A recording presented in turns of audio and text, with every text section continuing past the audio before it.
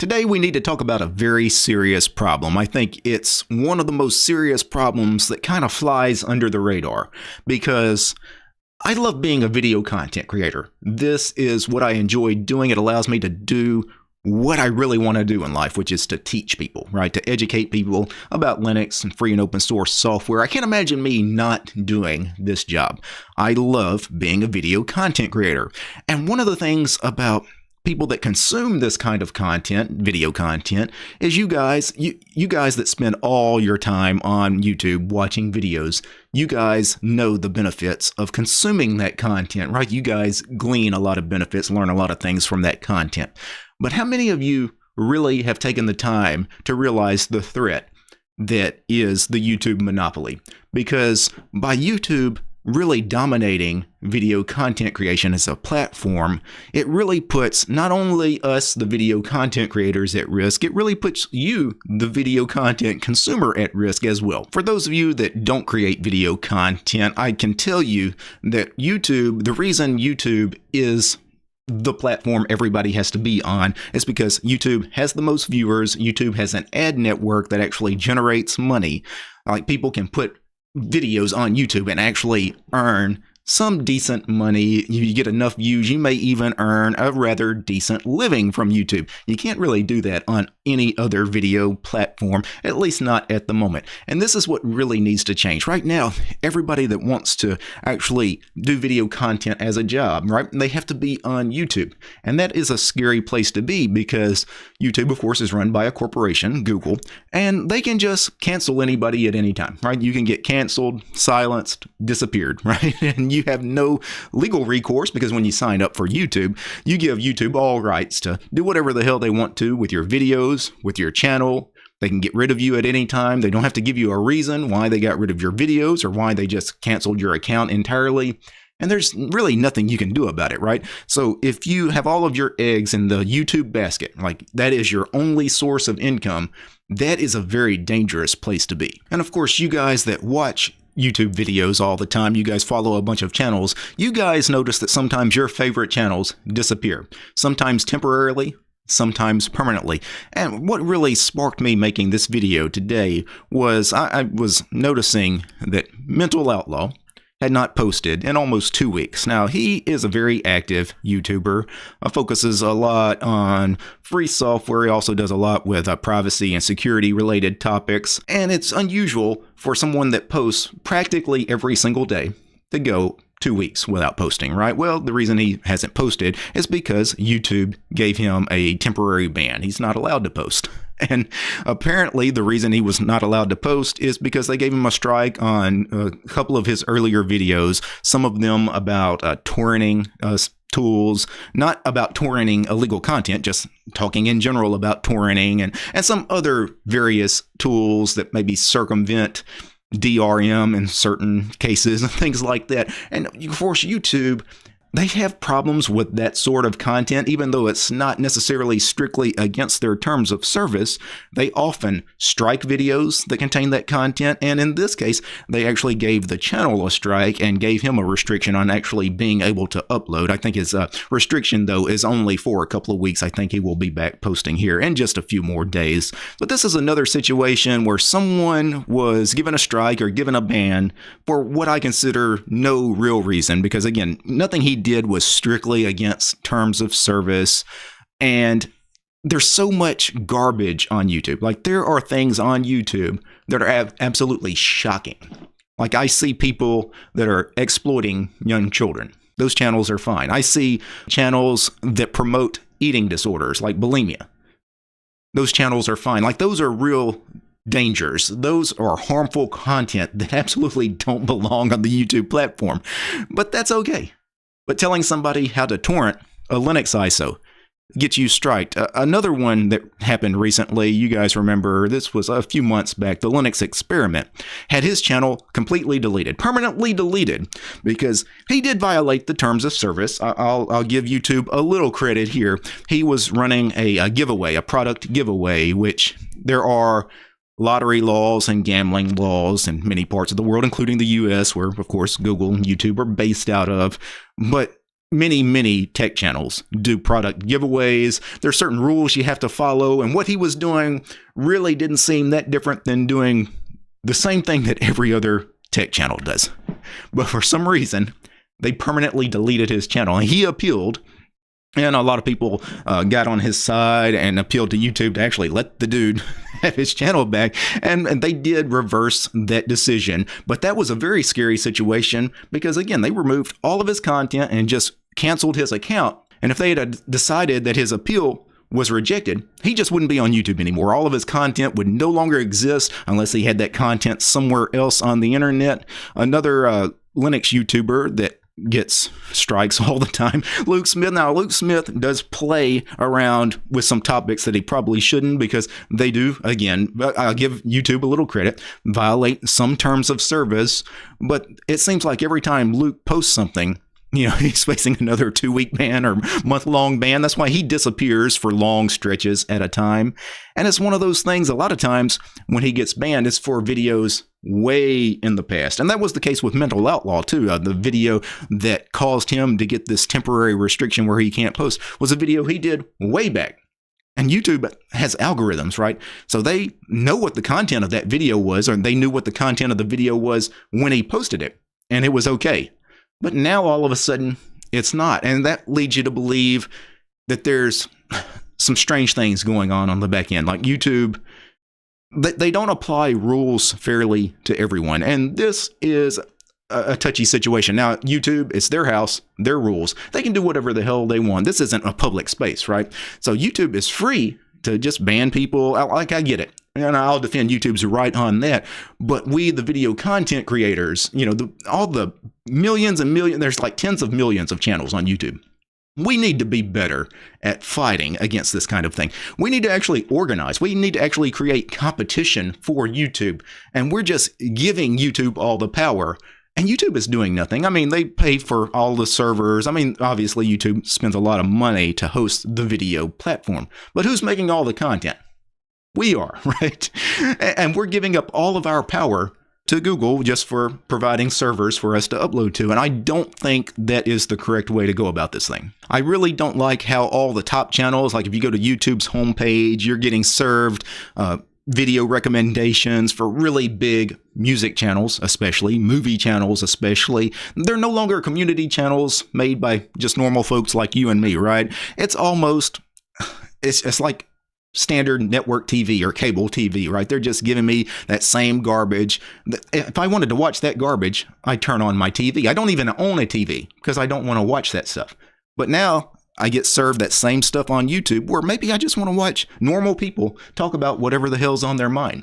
But you don't get recommended that stuff anymore, right? I get recommended music videos, and the music videos are insane.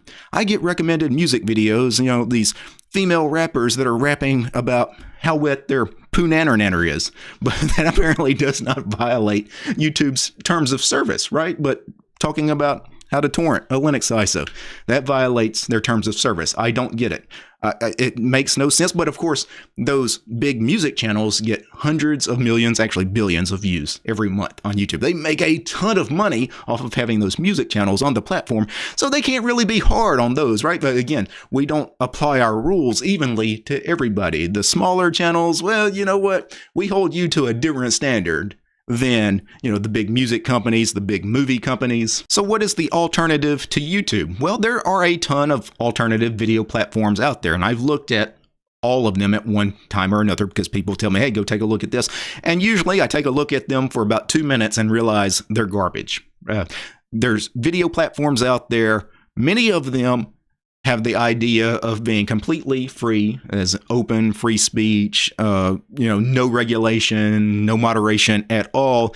And typically those platforms get overrun by the worst of the worst. And I'm not going to name some of the video platforms out there that are like that, but there are some that I wouldn't be caught dead on. I would never actively post my own videos there. People are free to post my videos there because my videos are Creative Commons. Anybody can post my videos on any platform they want. Go for it. But I'm not going to do that myself, and I'm certainly not going to recommend my viewers go to some of those platforms and have to deal with some of the hateful and just crazy garbage that are in the comment sections, especially on those platforms. But there is one alternative platform that I came across about 2.5 years ago and immediately thought that has potential. And I signed up and I've promoted it heavily. I haven't talked about it in a while, but Odysee. I really think Odysee is a strong competitor to YouTube. And I've seen massive improvements in Odysee in the last 2.5 years. When I first signed up Odysee, you couldn't comment on videos. This website, Odysee.com, actually didn't exist. Back then, it was library.tv, because Odysee.com, this website here, is actually a front end to the LBRY, the library protocol. And it's blockchain based. They have their own cryptocurrency called library credits. And what you do is you sign up for an account. And you have to buy a little bit of library credits just to get started. And then what you can do is you can go watch your favorite content creators over on Odysee. Maybe you want to watch this latest video from this DistroTube guy, and you click on it. You can watch his video, right? And you can like, you can dislike, you can comment. And what you can do is you can also give me some LBRY credits, some library credits. So they call it LBC for short. You'll have a little donate button here. You can see it looks like I've generated 115 LBCs on this video, but you can donate, a couple of LBCs to me. They're not worth much right now. The price of LBC is around, I think, 3.5 cents or so. But, it allows you guys to directly support your creators. There's no ad network on Odysee, and that is a limitation, but I do find that you're rewarded by your viewers. I find that model really appealing because the people that love your content, they'll donate. They'll give money to you. They'll support you. I know that because you guys help support me. I couldn't do what I do without you guys, your donations from Patreon, from PayPal, and from LBC credits on Library. I've made a not an insignificant amount of money from Library in the last 2.5 years. Now, most of that was in the very first year I signed up when cryptocurrency prices, Bitcoin and LBC prices, were much, much higher. LBC prices were worth 10 times what they are right now, a couple of years ago. So unfortunately, I don't make any money on Library right now, for just pennies, right? It's not something I could just put my content strictly on Odysee right now and make a living and get by and just say, you know what, screw YouTube. I'm not going to post there anymore. I have to be on YouTube. But of course, that's just because of the fluctuating price of cryptocurrency. Now, just because cryptocurrency, the price is deflated right now, it's going to go back up. And when it does, I'll still have all of my LBCs that I didn't cash out when they were worthless. And then I'll cash them out and hopefully they'll be worth, they'll be worth a few $1,000s. And that'll be okay. Even though it's not life-changing money, it's not money that's necessarily I can depend on solely for my own source of income. It definitely helps, and also provides a place where me as a content creator, if for some reason I can't post on YouTube because they restricted me, or maybe they kicked me off the platform entirely, my content is somewhere else. And people can go and find me. They don't have to ask, hey, what happened to Mental Outlaw or Linux Experiment? And that was one of the things when those guys facing their bans is they're both on Odysee. So, you could actually go and get a video from them and they can actually tell you what happened while they're not currently on YouTube. That way you're not wondering, because people naturally are invested in their favorite content creators. I can tell you, when I don't post for a few days, because I'm one of these really active people, I post almost every day, every other day. If I go more than 3 days without posting, something has happened. I can just go ahead and tell you that. That's only happened to me 3 or 4 times in the history of my channel where I went more than about 3 days without posting, and every single time was the result of a natural disaster.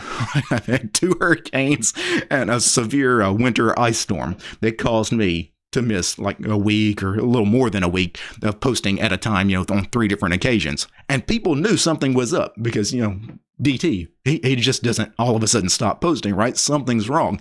And Odysee gives you a place where if the reason you're not posting because of YouTube restrictions, you can at least go post on Odysee to let your viewers know what's up, to know that you're not severely ill or that you haven't passed away, because that's immediately what most people tend to go to. They tend to go to the really bad stuff, right? Well, something must have happened. And at least you can alleviate those fears. Now, I mentioned that Odysee has grown tremendously in the last 2.5 years. When I signed up, it was very, very early days. There weren't that many people on the platform. And you can see I've got, 42,000 followers on Odysee. That is an enormous number right, for an alternative video platform. And people actually watch my videos. I mean, the last video I made yesterday, got 1,100 views. That's not great, right? That's a fraction of the views I got on YouTube. That's probably 5% of the views on that video that I got on YouTube. But still, 5% of the views I got on YouTube for an alternative platform, that's actually not bad, because there's many video platforms I could post that video to that would never see any views. And when I clicked on that video, you saw that people donated 115 LBC to help me out on that video. And at 3.5 cents, I made about $4 from people on that video. That's not great money, right? I'm going to make a lot more money on that video as posted on YouTube because of the AdSense revenue. But still, $4, I'll take it, right? That's something. There's many video platforms you're not going to make anything posting your videos to. When I signed up 2.5 years ago, the only channels on Odysee were crypto channels and Linux free and open source software channels. And the reason for that is the crypto channels all got banned from YouTube.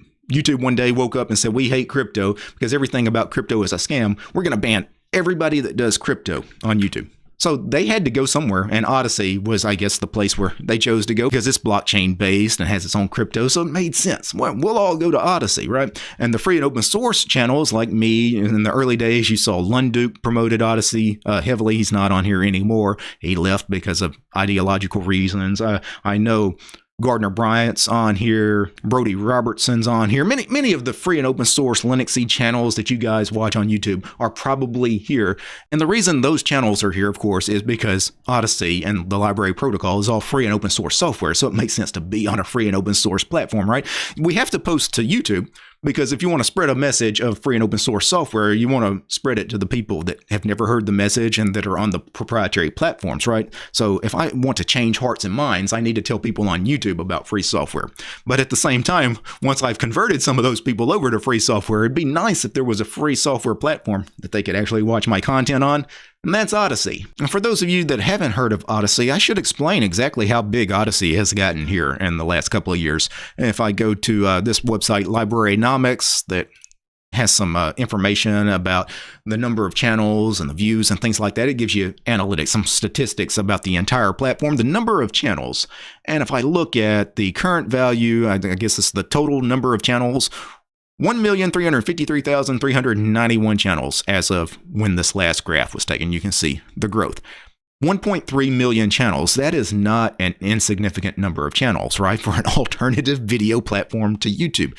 That's crazy. And if I go to the top channels, this is like the top 100 or 200 channels on the platform. If I just take a look at, the top 20 or 30 channels here, you will see names of stuff. Now, the first few mainly are Odysee library related channels, but then you get to channels that you guys know on YouTube, big channels like Veritasium, Minute Physics is here, Jordan Peterson, Styx Hexenhammer, Naomi Brockwell. I scroll down a little further, you see that DistroTube guy here again. So you got a lot of creators that you're probably following on YouTube on this platform, on the Odysee platform. Now, for some reason, we're still not getting the kind of traction with Odysee that I think it deserves. I mean, obviously, it's exploding in popularity. I showed you some of the graphs. This is the alternative to YouTube, but it still pales in comparison to YouTube, right, as far as channels and views and the people that are consuming content. It's because we haven't pushed it enough, right? It's still this nerdy thing that the only people that are there are the people that are either disgruntled with YouTube or the free software champions like myself, right? We need to push more people to actually use this platform. If you're a video content creator, you have absolutely no excuse not to be posting your videos to Odysee. And the reason I say that is because it requires absolutely no work on your part.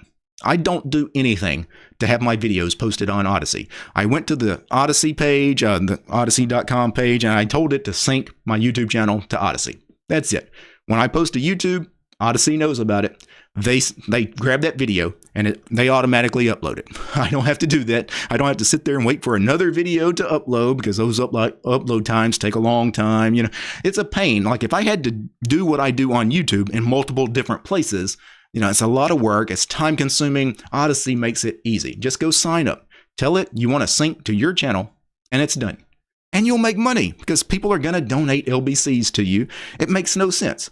Like, no one has any excuse not to have their channel synced to Odysee. And I see way too many of us that complain about YouTube, including me, but you guys in the comments, so many YouTube channels complain about it. Most YouTube creators have serious problems with YouTube. I can tell you that from talking to a bunch of YouTube creators, because I interact with you guys that also make video content. We've all had problems dealing with YouTube. But what are we doing about it? Well, what I suggest is, even though Odysee is exploding in popularity, it's doing fine, we need to do better getting the community involved. I'm talking about you guys that consume the content, because you guys are the ones that can make a difference. Many YouTube content creators have still never heard of Odysee. They don't know it exists. If you are watching this video right now, what I want you to do is go check out some of your favorite content creators. See if they also have a channel synced to Odysee. If they don't, let them know. And if it's a big channel, of course, your comments could get missed. So what I would suggest is take the time to find a few content creators that you interact with, that you actually can have some direct line of conversation with, because you interact with them. They typically respond to you on Twitter or, Mastodon, whatever social media, Reddit. Maybe you're in their Discord. Maybe they have a web form. Maybe you are subscribed to their Patreon, and let these content creators know about Odysee. Hey, have you heard about it?